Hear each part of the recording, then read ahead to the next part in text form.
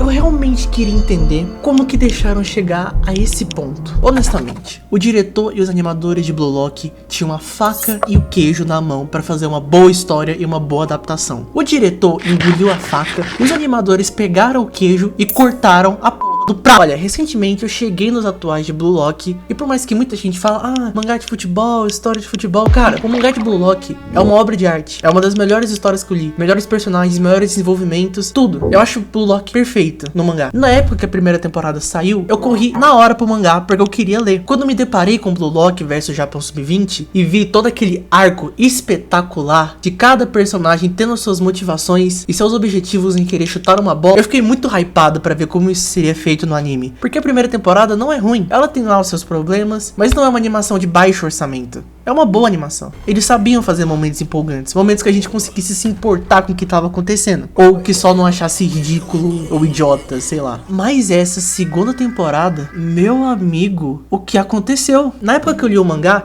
eu parei exatamente depois desse arco aí do Blue Lock versus Japão Sub-20. Eu parei bem no comecinho ali da Liga Não Egoísta. Por quê? Porque eu queria muito ver um anime antes. Eu tava no hype. E honestamente, quando eu fui vendo o que o povo comentava da animação, porque eu não assisto o anime na hora que sai os episódios semanalmente. Eu espero acumular pra poder assistir ou tudo ou muitos episódios de uma vez. Então quando eu vi o que as pessoas estavam comentando sobre PNG Lock, bola se movimentando sozinha, um 3D horroroso. Eu sou um dos caras que mais odeia 3D mal feito no planeta. Eu confesso que eu fiquei triste. Bateu uma decepção muito grande no primeiro momento. Mas, como eu gostava de Blue Lock, eu fui assistir, fazer o quê? E eu até tava com a teoria de que nos primeiros episódios eles teriam sim uma animação de mais baixo orçamento, pra quando chegasse no verdadeiro clímax do arco, que é o jogo lá do Blue Lock versus a seleção, eles iriam elevar a animação ao mais alto nível. Foi a minha primeira teoria. Isso é porque eu não queria aceitar que tava ruim. Eu fui inocente, desculpa. Convenhamos que esse primeiro mini arco, antes do arco principal ali, que é o jogo, é um arco muito legal, muito bacana. Mas se você pega Blue Lock como um todo, essa parte fica muito sem graça. É a parte que eu, honestamente, menos lembro de Blue Lock. Então faria sentido eles não investirem tanto nessa parte. Bom, eu quero dizer, não assim, mas pelo menos um pouco de movimento, né, por favor. As animações que eu faço aqui no canal tem mais movimento que isso. Enfim, eu tava com essa teoria e, de certa forma, eu não tava errado. Nos 2/3 penúltimos episódios ali, as coisas começaram a melhorar um pouquinho. Parece que os animadores estavam conseguindo cortar o prato ali e o diretor tava tentando encontrar a faca, sabe, sei lá onde ele enfiou. Tava caminho andado. Tava funcionando. Aí chega o último episódio e eles entregam uma masterpiece que pega 10 do IMDb. Faz sentido pra você? Pra mim não faz. Como que uma temporada que há poucos episódios atrás não pegava nada, não pegava nem nota média nessa bola. Não, realmente, o último episódio tem uma boa animação, o que honestamente, pro padrão que foi apresentado desde o começo, não era muito difícil fazer um episódio bem feito. Eu acho que um episódio que pelo menos o cabelo se movimentava pegava muito mais nota do que esses episódios aí. Mas tudo bem, eu ainda sou contra 3D. Por mais que o Blue Lock sempre usou 3D, e por ser Blue Lock eu passo pano. Mas sei lá, depois de ver tanto 3D horrível, essa da última parte me parece legal.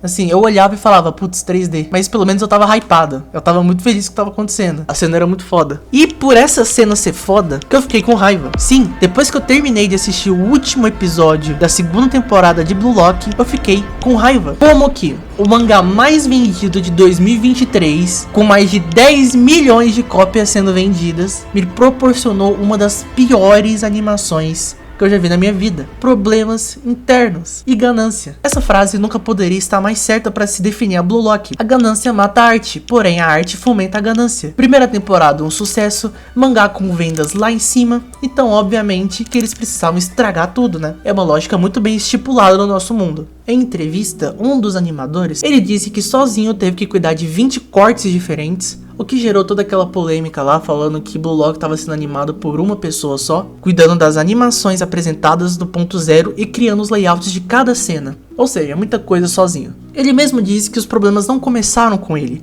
Outros animadores também tiveram essa mesma rotina, com pouco tempo para poder fazer as coisas e com um pagamento muito baixo. E outra coisa, aparentemente algumas animações foram sim feitas. Os caras fizeram animações, mas o diretor fez questão de cortar no momento final, eliminando todos os movimentos e colocando alguns quadros estáticos. Se você vem me perguntar de quem é a culpa, honestamente, eu não sei. Honestamente, os animadores pra mim são os que menos têm culpa do que fizeram, porque eles tiveram pouco tempo, pouco dinheiro, provavelmente um diretor que não dava nenhum norte pra eles. Ou seja, a culpa é do diretor? Eu acho que sim. E o criador do mangá? Como que você vai fazer a segunda temporada da sua obra de arte, da obra que você está se empenhando para desenhar, e você não está acompanhando de perto o que está acontecendo? Tudo bem que esses caras não devem assessorar o que eles fazem. Eles devem ter uma empresa terceirizada que fazem isso por ele. Mas tal qual o Shinoko nos mostrou, o criador da obra entende exatamente o que ele quer, quando ele precisa e pro que ele precisa. Pode ser uma encheção de saco ter ele lá, mas o que ele quer é o bem da série dele. E eu garanto que uma encheção de saco em Blue Lock traria muitos benefícios. O que também é outro bom questionamento. Como que o diretor viu o resultado final da animação e pensou,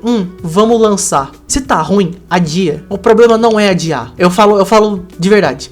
O problema não é adiar. O problema é adiar e lançar mal feito. Se você tá adiando para lançar algo muito bom, todo mundo vai aceitar, né, Silksong? Mas se em vez de você adiar, você só lança se tá bom, eu posso estar falando isso, mas eu tô sendo injusto com o fato de que provavelmente eles têm que cumprir contrato, eles não podem adiar algo desse nível. Provavelmente eles teriam que pagar uma multa gigantesca. Eu falo como consumidor, eu não tô aqui falando como animador, como diretor, como alguém que está por trás da indústria. Eu só acho que em momentos assim, você tem que dar adeus ao dinheiro e focar na sua arte. E pra isso, você tem que abandonar muita coisa. Não tem jeito. Mas o medo e o dinheiro falaram mais alto. E como resultado, a gente tem isso aí. Pra mim, o título de pior animação dos animes de esporte. Faz um tempo que eu venho observando criadores que quando vão colocar suas obras pra animes, eles fazem coisas muito simples. Em vez de investir em uma animação de grande porte, em vez de contratar um estúdio que realmente tem peso no que tá fazendo, eles só resolvem levar uma animação, mais ou menos, uma animação não muito legal pro público. O que um anime que vendeu pouco, pra mim faz sentido até certo ponto. Uma animação mais básica, uma animação que pelo menos cumpre aquilo que exige dela. Eu acho que isso tudo bem, mas agora, você como criador de um mangá, entregar sua obra para um estúdio e eles fizerem uma animação completamente horrível, quadros completamente estáticos, algo que é muito melhor a pessoa comprar o mangá do que assistir um anime. Eu não entendo por que recorrer a isso. As pessoas adoram falar de Kimetsu, como Kimetsu não tem história, Kimetsu é só animação, Kimetsu é isso, Kimetsu é aquilo. E tá errado? Kimetsu é só animação? Sim, mas eu te pergunto, se não fosse animação, você assistiria Kimetsu? Então a animação é um caso à parte por completo. A história é importante? Sim, mas você não vai assistir uma história boa com uma animação ruim. Blue Lock provou isso. Então a animação, sim,